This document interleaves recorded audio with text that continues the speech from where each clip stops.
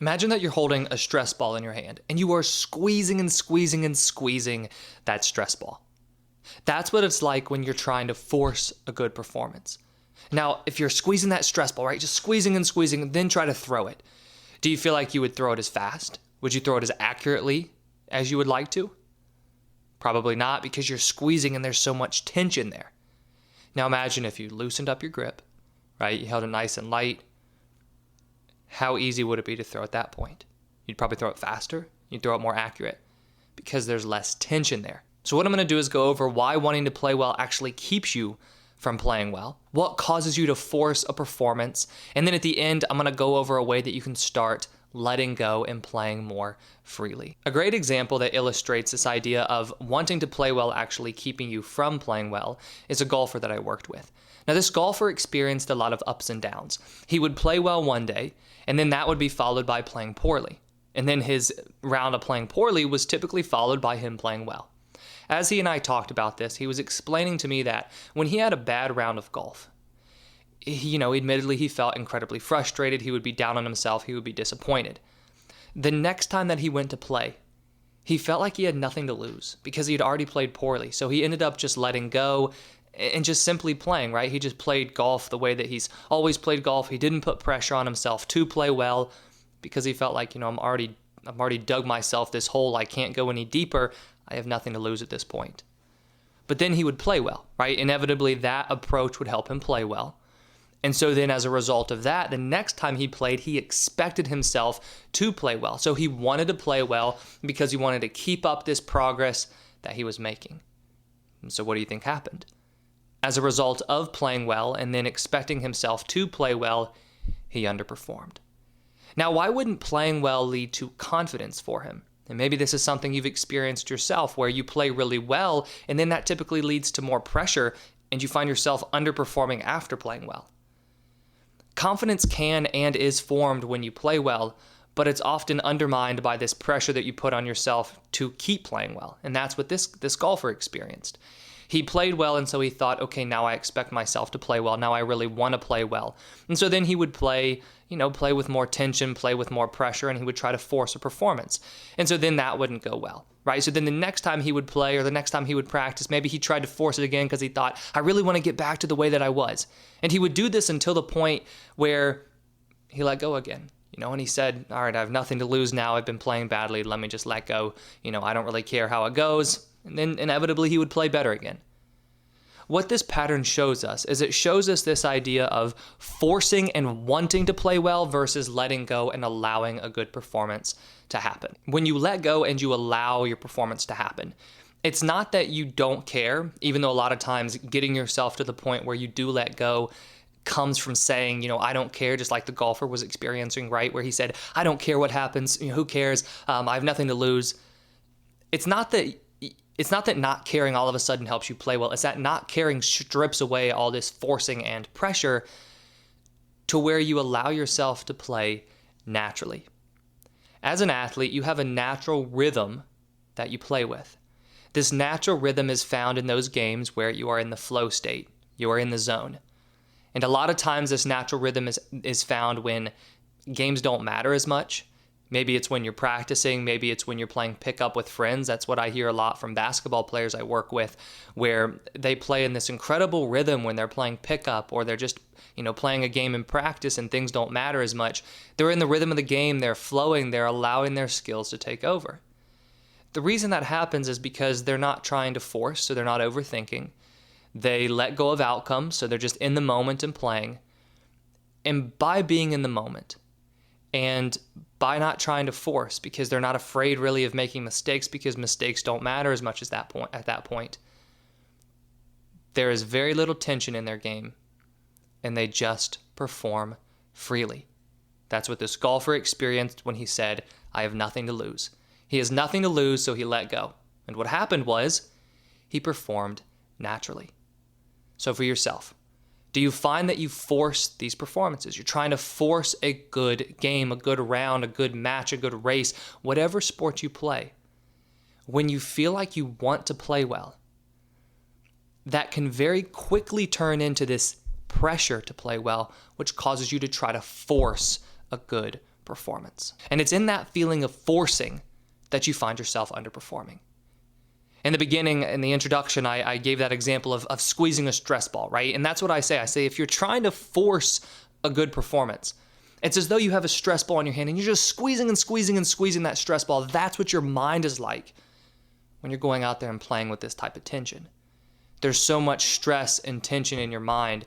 Your muscles physically tighten up. I worked with a swimmer who would try to force a good swim, and he was telling me that he would really want to get a PB every time he swam, but he found himself slower because he found himself stiff before the race actually began. The reason that he was stiff is because he was putting so much pressure on himself that he was trying to force this good race to where his muscles were actually tightening up. But the only way to swim a fast race and to get a PB is by being loose. Right? You can't be all tense and then swim fast, just like you can't be tense and run fast or throw a ball fast or whatever it might be. When you try to force something mentally, physically, your muscles will follow that tension. They'll try to force as well. And when you try to force something within sports, once again, you're not in that natural flow, you're not in the rhythm, you're not as loose as you need to be. So right now, ask yourself, am I trying too hard to play well? To the point where this is actually increasing tension. I'm trying to force a good performance, and as a result, my want to play well is actually the very thing keeping me from playing well. I hope you're enjoying the video so far. I just want to take a brief moment to explain 2 resources that I have available for you. One is a free training on the top 5 mental mistakes athletes make, and the other one is for you if you're a parent of a young athlete. It's a training that walks you through how to build mental toughness in your child. If you're interested in either one of those resources, they're linked in the description below. Now let's get back to the video. There is a beauty in letting go when you play. And when I say letting go, this doesn't mean that you don't care about your performance as an athlete. This is an idea that is really tough to take to heart, right? Because going back to the golfer example, he knows that he plays well when he says, I have nothing to lose.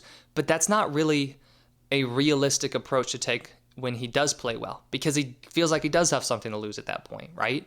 When it is an important tournament for him, it's not realistic for him to say, I don't care how I play. So when we associate letting go with not caring, it's very difficult to get to the point where you let go. But letting go is caring, because you're letting go of the outcome and the stress, and you care about playing your best. And you know that in order to play my best, I have to let go. Another great example of this comes from a catcher that I worked with who was dealing with the yips. Now, I work with a lot of baseball and softball players on helping them overcome a mental game challenge known as the yips, especially catchers where they're struggling to throw the ball back to the pitcher. Now, this catcher, when he and I were working together, he was really focusing on his catch play at that point, because he was even feeling the yips when he was playing catch. And then when he was throwing the ball back to the pitcher, he was feeling the yips as well. Now, as we started to work together, this conversation that he and I had was about 3 weeks into our coaching program. And he had been seeing a lot of success up to that point. He was throwing the ball back better in practice. His catch play was feeling good. But then he got to a point where one practice, he felt like his throws were off again. So his throws just felt weird again, and he started making some bad throws. When he started making those bad throws, everything kind of came crumbling down again to where he was getting down on himself. He started to stress again. He started to have thoughts like, maybe the yips are back. I've made all this progress. Where did it go? And so he just had a bad practice. We had a conversation about it, and he got himself feeling good and back on track. And a wonderful thing happened. Later that week, he was back home and he was throwing with his brother. He was throwing with his brother. It was in the afternoon. They were just hanging out. They were having a good time. And he wasn't stressed about anything. And he made just normal throws, right? He was just making normal throws, playing catch with his brother. When he and I talked about that, I asked him, what was the big difference? What was the difference between the time when you were throwing with your brother versus in practice, where you were feeling all this stress and all this tension? And he was telling me that the biggest difference was he didn't care about making a bad throw. He wasn't worried about what his brother thought of him. They were just throwing in the backyard because he'd gone home for the weekend, so they were just throwing in the backyard. I think his parents were cooking. They were having burgers or something, so they're having a little bit of a family cookout, and he was just relaxing, right, and having a good time with his brother. It was that state of being relaxed, taking it easy, letting go of all these different worries that allowed him to just throw again. But then what I was telling him was when he was able to just throw again, and this is also true from the practices he had up to that bad practice, that proves to him that he can make these good throws. Just like it proves to the golfer that I worked with that when he could have good tee shots one round when he let go, he knows he has the physical skills in order to do so. Just like for yourself, if you're showing these times where there isn't as much pressure, you're not putting as much tension on your performances and trying to force things, if you're performing well during those times, the skills that you need to succeed are already there. It's not about the physical skills at that point. It is about this tension and this forcing and simply letting go. When the baseball player was able to let go, simply because of his environment, there wasn't any pressure there, right? He was throwing in the backyard with his brother. He made good throws. And so he's now worked on translating that approach to the baseball field. Now there are consequences of him making a bad throw in a game, just like there are consequences of hitting a bad tee shot or swimming a slow race. They're keeping score, coaches considering him, to be a starter, or they're going to start somebody else. Like, all of that is there. But when it comes to you as the athlete being able to let go, it's letting go of all that pressure, letting go of all that stress, and just saying, all that matters is me being in the moment, playing my sport, trusting myself, and playing freely and naturally. That's when you find yourself back in the rhythm of your game. Now that brings me to this idea of what causes this forcing in the first place. What makes you feel like, okay, now I really need to try and play well? Because I would imagine every time you practice, every time you throw, every time you shoot, every time you play, in the back of your mind, you would like to do your best. You want to play well. But aren't there some days where it feels like this need to play well is taken to an extreme where you think, I really have to play well today? Why is that? Well, one of the reasons could be that you played badly in the past. Maybe you played badly in the past and now you need to make up for it, right? With the golfer example, I said playing badly in the past for him helped him play more relaxed because he had nothing to lose. But there was also a point in there where he had played badly, and so maybe he would take a couple rounds to get to the point where he did let go, and in those couple of rounds, he was putting more pressure on himself because he thought, I need to make up for this. I really need to get back to the point where I'm playing well. If you play badly in practice during the week, you might feel as though you want to force a good game to make up for the practice. So you put more pressure on yourself and say, I have to play well. Maybe there's scouts watching. Maybe you feel as though your starting spot is on the line and you think, okay, I really have to play well today. Whenever there is this experience of playing badly recently, and then there is this feeling that now I need to make up for it, that can very quickly cause you to force a good performance or try to force a good performance. And then there's also the stress factor, right? The pressure factor. Games and, especially important games, there's no way for us to avoid the fact that there's going to be stress and pressure there. Now, where this stress and pressure comes from is going to vary, but most often than not, the pressure that you feel will come from yourself as a mental reaction to your environment. So let's take the example of feeling like your starting spot's on the line right now. If your starting spot is on the line, I mean, it doesn't matter what age you are, that is a huge focus point for stress, right? Because you're not there to sit the bench, you're there to play. So if you feel as though your starting spot is on the line, it's natural to think, I can't make any mistakes, I have to play perfectly, otherwise I'm going to become a bench player. When you feel that way, and when you put that type of stress on yourself, what's going to happen is you think, I need to play perfectly. So now you're trying to force a good game. You're not just letting go and allowing yourself to play a good game because it can feel way too risky to just say, hey, I don't really care how I play today. I'm just going to let go and let the game come to me. You're trying to force something, right? You're trying to make something happen. But the only way to keep your starting position is to play your best. And playing your best is not going to come from trying to force a good performance. It's going to come from letting go. But when you do feel that stress there, that stress that comes from the outside, but then you internalize it, right, in the way you're thinking, okay, I have to play this way because coach is going to bench me if I don't. That's really where we start to see this pressure form, and that's really where we start to see this forcing begin to happen. A really simple example of this actually comes from a personal example. Now, if you talk to any of my friends, they're going to tell you that I'm not a very good shooter, right, with basketball. I was a baseball player. We always played pickup as a as a team, but I was never a very good basketball shooter. I'm still not a very good shooter in basketball. But if I'm just playing, kind of shooting around on my own, and I'm shooting layups, and I'm just standing under the basket, sometimes I'll shoot just like 4 in a row, right? And I'll think, okay, I want to make 4 in a row. After the third one, all of a sudden that fourth one feels so different because the fourth one means, hey, if I make this, then I've made 4 in a row. Now, it's not like I'm going to get anything, right? It's just something I've told myself I want to do. But right there, I feel a different type of pressure for that fourth shot. Now, if we translate that example to a game, it's when the moment becomes bigger or the game becomes more important because I'm thinking, hey, if I don't play well today, coach is going to bench me, right? This is for my starting role, or maybe there's a scout in the stands and I really want to play well. All of a sudden, something that is the exact same action that you've been doing now has so much more importance placed on it that you want to do it well even more. And just that extra tension, the dial being turned up just a little bit of thinking, okay, now I want to do this even better because this is it. This is that fourth shot. This is going to be 4 for 4. That creates that tension. That creates that feeling of forcing. And once again, it's this desire to play well, this desire to make the fourth basket. Typically was the one I ended up missing, right? So once again, we know that when you try to play well, this goal of playing well can very quickly turn into tension, pressure, and you trying to force a good performance. All of this takes you out of your natural rhythm when you play. So what's the answer?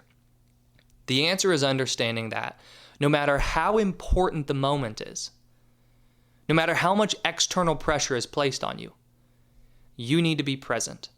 You need to be present and you need to be focused on the process of your game.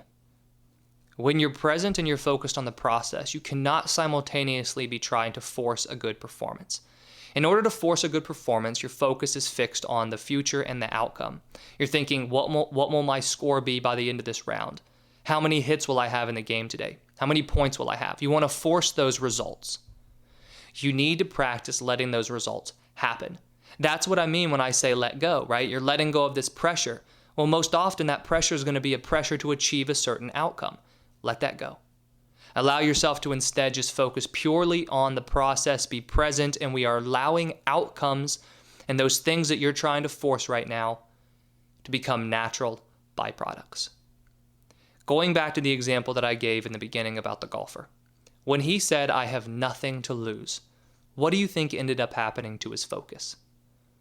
His focus turned onto the process of his game. He was more focused on each individual shot. He took his time more approaching each shot. He was just there.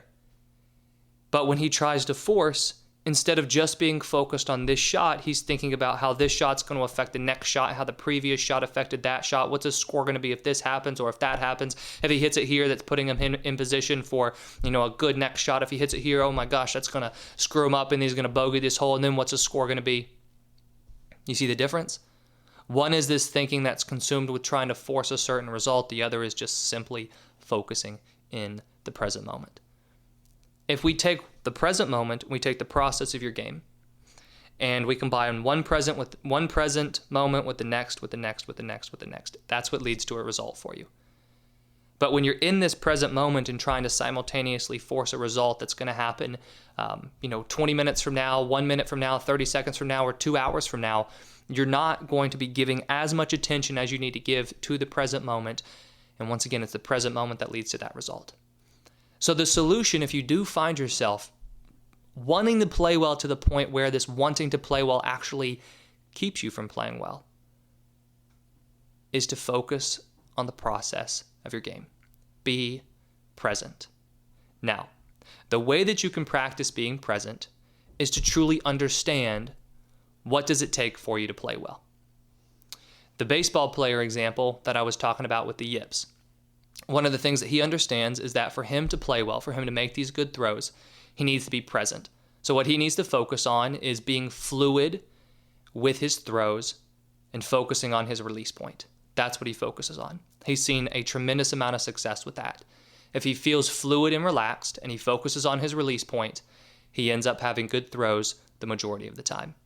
The golfer knows that if he takes his time approaching each shot, he goes through his routine, and he keeps his mind present, focused on this shot and hitting it the best that he can, he ends up hitting a good shot. And if he does that multiple times through 18 holes, he has a good round of golf. So for yourself, if you feel like I'm wanting to play well and this wanting to play well is the very thing keeping me from playing well, ask yourself, what actually leads to me playing well? And then how can I simplify that to the point where I am completely present and in the moment? Because remember, when there isn't this pressure there, you probably play your best. When there is, when you're playing pickup, when you're playing around where it doesn't matter, when you're just playing with friends, typically that's where you find yourself performing to a level where you think, wow, why am I not playing like this during games? Well, the reason that you're not playing like that during games is because during games you're trying to play well. During these other moments, you're just letting yourself play. So let yourself play, be present, and stop trying to force a good outcome. I hope you enjoyed this video, and if you did, please hit that like button and subscribe if you haven't already. I put out new videos each week on sports psychology and mental training. And if you have any questions about this video, please let me know in the comments below.